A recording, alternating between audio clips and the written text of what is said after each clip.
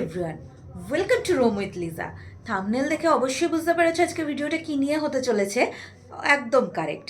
আজকের ভিডিওতে আমি বালি ট্রিপ প্ল্যান করার জন্য কি কি জিনিস ইম্পর্টেন্ট, কি মাথায় রাখতে হবে বালি ট্রিপ প্ল্যান করার আগে, কি নেসেসারি স্টেপ তোমাদের ফলো করতে হবে, সেইগুলোই আমি তোমাদের সাথে শেয়ার করব। আমি এই ভিডিওটাকে কয়েকটা পার্টে ভাগ করেছি। এই সমস্ত টপিক আমি আমার ভিডিওতে কভার করব। ভিডিওটা শেষ পর্যন্ত দেখার অনুরোধ রইল। বালি ইন্দোনেশিয়ার একটা ছোট্ট island surrounded by the beach. এখানে আসলে খুব ভালো বিচ ভিউ তোমরা এনজয় করতে পারবে।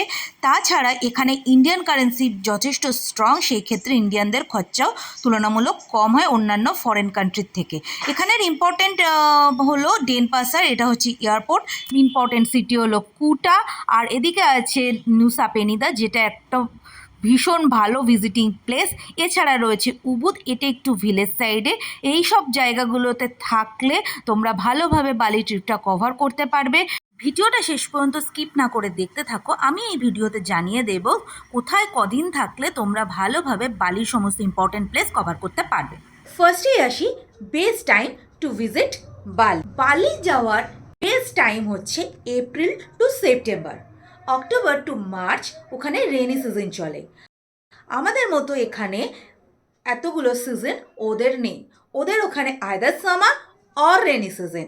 তো এপ্রিল টু সেপ্টেম্বর ওদের সামার চলে, অক্টোবর টু মার্চ ওদের রেনি সিজন চলে, ডিসেম্বর অ্যান্ড জানুয়ারি ওদের হেভি রেনফলের টাইম। সো বালি প্ল্যান করার আগে এটাই মাথায় রাখতে হবে, তোমাদের টাইমিং হতে পারে এপ্রিল টু সেপ্টেম্বর। আমরা বালি গেছিলাম সেপ্টেম্বরে। তখন ওয়েদার ভীষণই সুন্দর ছিল, না গরম ছিল না ঠান্ডা ছিল, একটা প্লেজেন্ট ওয়েদার। আর আমাদের সেই জন্য পুরো বালি ট্রিপে কোনো রকম কষ্ট হয়নি, জার্নিটা কোনোভাবে ফিল হয়নি, এত মনোরম ওয়েদার আমরা ওখানে পেয়েছি। নেক্সট আসি ফ্লাইট কস্টিং।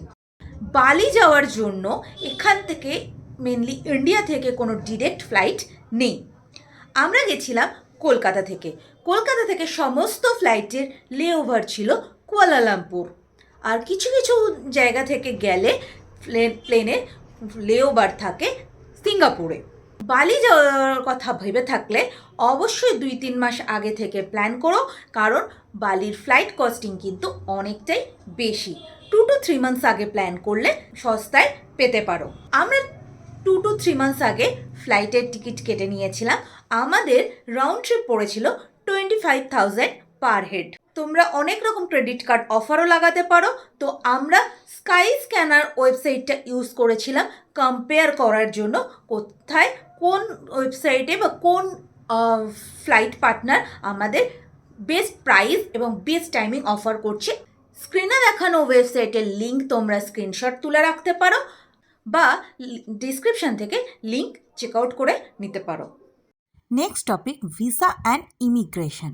বালির visa on arrival visa for Indians. তো বালির ভিসা দুরকমভাবে হয়, একটা হচ্ছে অনলাইন প্রসেস আর একটা অফলাইন প্রসেস। অনলাইন প্রসেস হলে স্ক্রিনে মেনশন ওয়েবসাইটে থেকে তোমরা ভিসাটা অবশ্যই করিও, কারণ এটাই ইন্দোনেশিয়ার সাইট। যারা অনলাইন করবে তাদেরকে আমি বলবো অনলাইন ভিসা করার সাথে সাথে তোমরা কাস্টম ডিক্লারেশনটাও অনলাইন করে নিও। কাস্টম ডিক্লারেশন করার পরে একটা কিউআর কোড জেনারেট হয়, যেটা তোমাদের এয়ারপোর্ট থেকে বাইরে আসার সময় লাস্ট চেক আপে লাগবে। তার ডিটেলসও আমি ডিসক্রিপশানে দিয়ে দিয়েছি, আর স্ক্রিনে দেখা ওয়েবসাইটেও তোমরা গিয়ে করতে পারো। অনলাইনে প্রসেস করে নিলে তোমার কাছে ভিসার ডিটেলস এবং কাস্টম ডিক্লারেশনের কিউআর কোডটা অবশ্যই হ্যান্ডি রাখবে। এয়ারপোর্টে ল্যান্ড করার পরে তোমরা ডিরেক্ট চলে যাবে ইমিগ্রেশন কাউন্টারে। ইমিগ্রেশন হয়ে গেলে তোমরা বাইরে বেরোনোর সময় একটা কাউন্টার আছে, যেখানে কাস্টম ডিক্লারেশনের কিউআর কোডটা স্ক্যান করে ফাইনালি এয়ারপোর্টের বাইরে আসতে পারবে। যারা অফলাইনে ভিসা করতে চাও তারা এয়ারপোর্টে ল্যান্ড করার পরেই একটা আলাদা কিউ আছে, যেখানে ভিসা অ্যান্ড ইমিগ্রেশন বলে বোর্ড দেওয়া রয়েছে, সেই কিউতে গিয়ে তোমরা জয়েন করতে পারো। সেখান থেকে তোমরা অফলাইন ভিসা অ্যাপ্লাই করতে পারবে। সেই প্রসেসটা তোমরা যারা অফলাইন করবে তারা বেটার জানবে, কারণ আমরা অনলাইন করেছিলাম তো আমাদের সেই কিউতে যেতে হয়নি। আর এয়ারপোর্টে অনেকগুলো কিয়ক্স আছে যেখান থেকে তোমরা কাস্টম ডিক্লারেশনও করে নিতে পারবে যারা অফলাইন ভিসা করবে। নেক্সট আসি কারেন্সিতে। বালিতে কেউ ইন্ডিয়ান রুপি নিয়ে যেও না, কারণ ইন্ডিয়ান রুপির প্রাইস কিন্তু ওখানে যথেষ্ট কম। তো সেক্ষেত্রে তোমাদের অনেক কম ইন্দোনেশিয়ান রুপি তোমরা ওখানে পাবে। ওখানে আমরা নিয়ে গেছিলাম ডলার নিয়ে গেলে তোমরা ঠিকঠাক প্রাইস পাবে। তো ডলার নিয়ে যাওয়া প্রফিটেবল। কারেন্সি কনভার্ট করার জন্য এয়ারপোর্ট থেকে বেরিয়ে অনেকগুলো কাউন্টার পাবে যেখানে ওরা কারেন্সি কনভার্ট করিয়ে দেবে, বাট এয়ারপোর্টে কিন্তু রেটটা একটু বেশি। তো সেক্ষেত্রে এয়ারপোর্ট থেকে বেশি কারেন্সি কনভার্ট করানোটা কিন্তু সুবিধা হবে না। তার থেকে বাইরে বেরিয়ে এসে তোমরা যদি কারেন্সি কনভার্ট করাও তাহলে তোমরা আরও ভালো রেট পেতে পারো।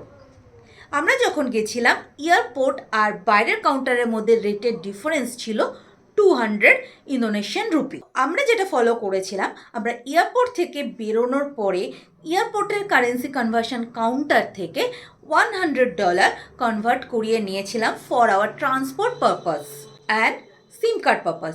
আমাদের সিম কার্ড আর ট্রান্সপোর্ট নিতে হতো, সেই কারণে আমরা ওটা কনভার্ট করিয়েছিলাম। অনেক কারেন্সি এক্সচেঞ্জ কাউন্টার তোমরা বাইরে বেরিয়ে এসে পেয়ে যাবে, তোমরা সেখান থেকে কনভার্ট করিয়ে নিতে পারো। আমরা সেটাই করেছিলাম।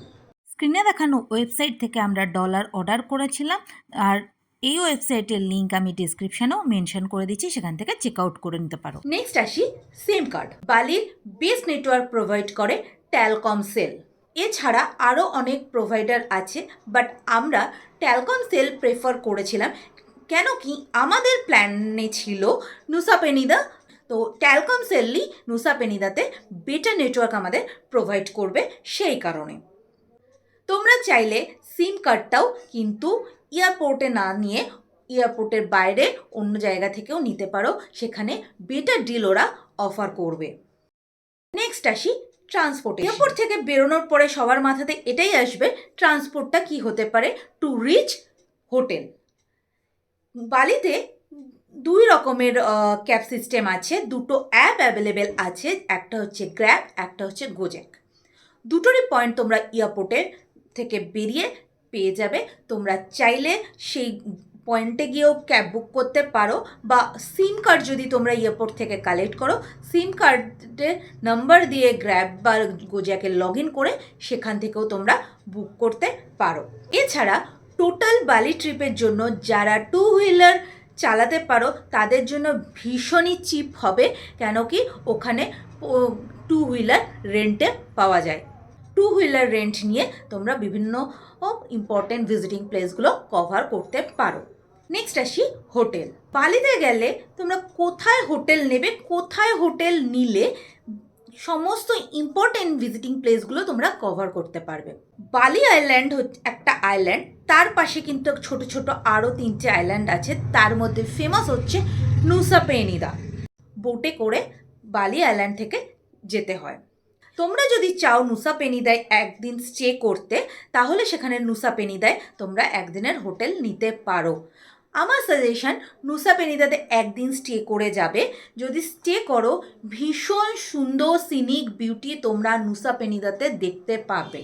কিন্তু যদি ডে ট্রিপ করো তাহলে সেক্ষেত্রে তোমাদের টাইমটা অনেক কম হয়ে যাবে, যতগুলো প্লেস আছে নুসা পেনিদা ভিজিট করার সেগুলো কভার করতে অনেকটাই টাইম কম হয়ে যাবে। তো একদিন স্টে করে নুসা পেনিদা দেখাটা খুবই প্রফিটেবল হবে।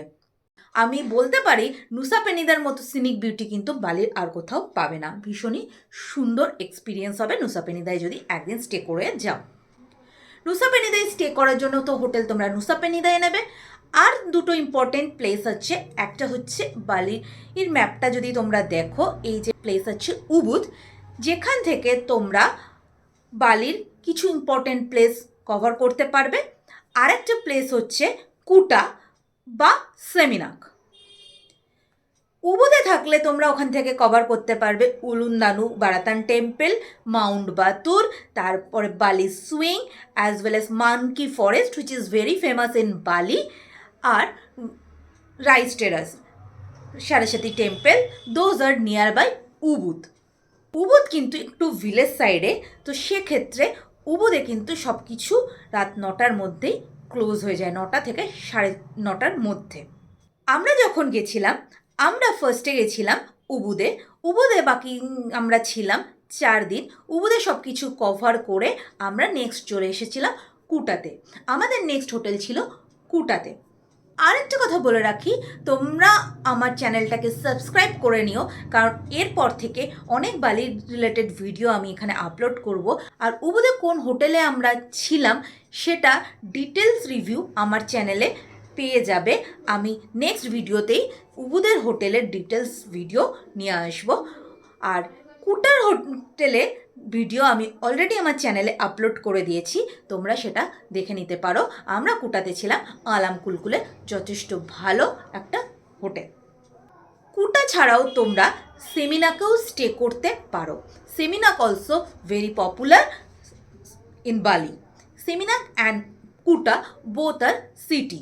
কুটায় ছিলাম আমরা 3 দিন আর উবুদে ছিলাম আমরা 4 দিন। তার মধ্যে আমরা একদিন কুটাতে হোটেল নিয়েছিলাম ফার্স্ট ডেতে, তারপরের দিন আমরা চলে গেছিলাম নুসা পেনিদা, দেন আমাদের স্টে ছিল নুসা পেনিদাতে, তারপরের দিন আবার ব্যাক টু কুটা।